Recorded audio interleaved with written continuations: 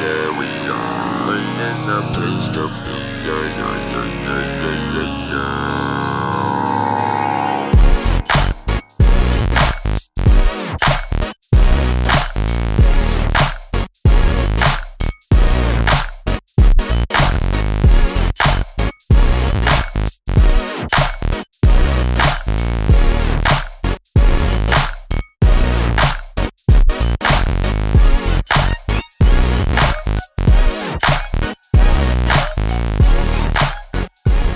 Hey guys, this video's a little bit of a different format than what I normally do. Hopefully you guys enjoy this video still.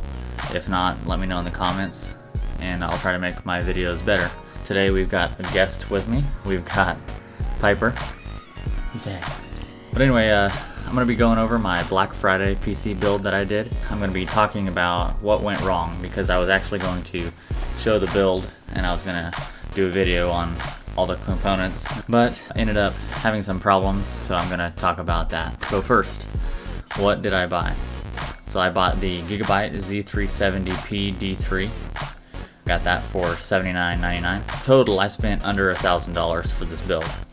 I got the brand new i5-9600k that just came out. I got an MSI GeForce GTX 1070 Ti Duke Edition for $354.99. The i5-9600k was $249.99. I got 16 gigabytes of DDR4 3000. It's the T-Force Vulcan for $99.99. Hyper 212 Evo for $30.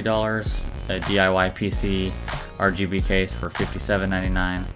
A Rosewill CAPSTONE Gold certified for $44.99, and it came with a free gaming mouse.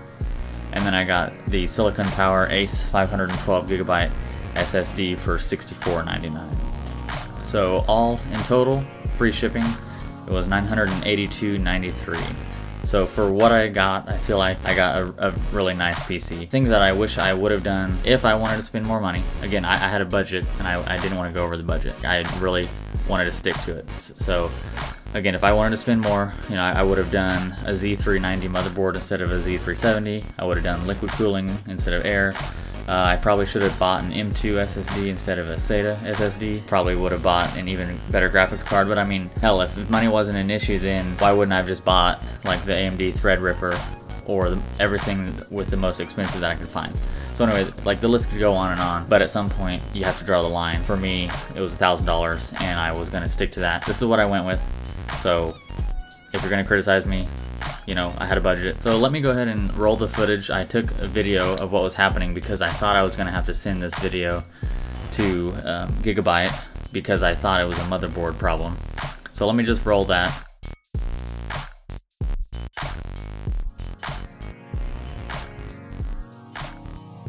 If I had the SSD plugged in, then it would boot up to the Windows logo and the circle would spin as if it was going to boot successfully so I could install Windows because everything posted fine.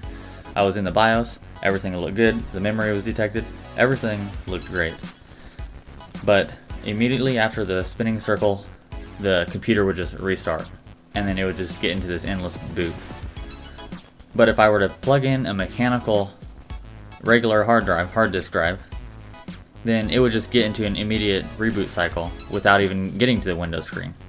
And so I had some kind of power issue going on. And if I unplugged all the SATA ports from my motherboard, it would boot just fine to the Windows disk. So I had some sort of power issue.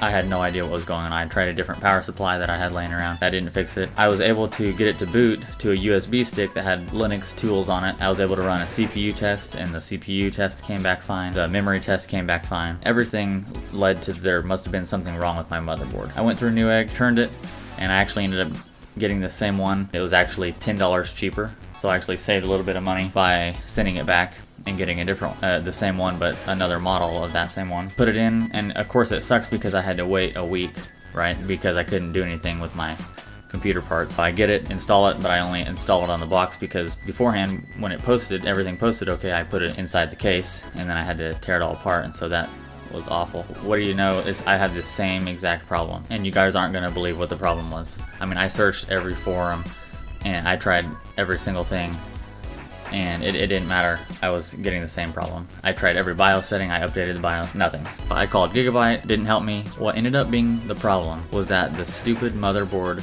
front panel connector that you slide the pins into. Gigabyte has a metal center divider which divides the front and the back pins. And my case's front panel pins had the back of the pins, they weren't flush. And the reset and the power switch were both facing so that those pins were touching that metal plate. And when the power would draw enough power from the motherboard, it was causing some kind of short that would happen between the pins, and it was restarting the motherboard. So it was a power issue, but it was an issue with the front pins. And the thing is, I never thought to unplug the front panel because I was using the power button to turn the computer on and off. After I was about ready to start RMAing the processor and everything else, I don't even know why I thought this, but I unplugged the front panel, and then I just took my screwdriver and I shorted the pins out to power it on. Windows loaded, booted, everything came on just like it was supposed to, and I couldn't believe the problem. You might be asking, what was the likelihood that I faced those connections the same way when I got my second motherboard? The reason why I had the same problem both times was because in my mind, I'm really particular on how I want things to be done. Front panel connectors, they have a label on it, and I wanted the label to be facing me when I put that in the connector. So that way, if I ever had to pull it out, I could see what it was. So I faced them the exact same way on both motherboards. I took the front panel connector and I flipped it around on both, so that way the metal pin was facing the piece of plastic instead of the metal divider. And sure enough, everything's worked beautiful ever since. I haven't had one issue since I put this together. So anyway, new Black Friday 2018 build, the Core i5-9600k GTX 1070 Ti for under $1,000. I'd say I love it. Editing videos is just so fast. I mean, hopefully I'll be posting more videos here now that I've got a good rig to be editing on. Anyway guys, I hope you liked this video. Let me know in the comments. Like and subscribe, hit that bell icon, and until next time, we'll see you guys later. Thanks.